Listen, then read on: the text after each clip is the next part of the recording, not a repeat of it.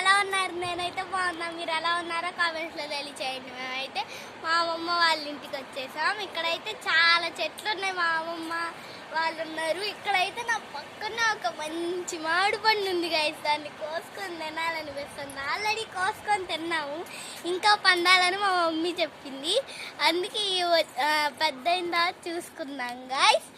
ఇంకా అయితే మాకు ఇక్కడ ఆరెంజ్ చెట్లు ఉన్నాయి గాయస్. ఏదైతే మా అమ్మమ్మ వేసింది. విజయవాడలో తిన్నాయి కంటే ఈ కోసుకొని తింటే అసలు భలే ఉన్నాయి.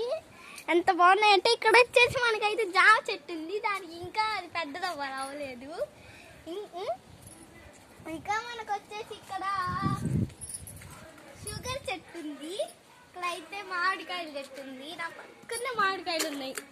అసలైతే భలే ఉన్నాయి గాయస్. ఇంకొకటి ఏంటంటే ఈ మామిడికాయలు వచ్చే నెలకి పండేస్తాయి కదా, అప్పుడైతే మనం చూద్దాము. మా అమ్మమ్మ ఇల్లు అయితే నాకు బాగా నచ్చేసింది. మీకే ఊరు ఇష్టం కామెంట్స్లో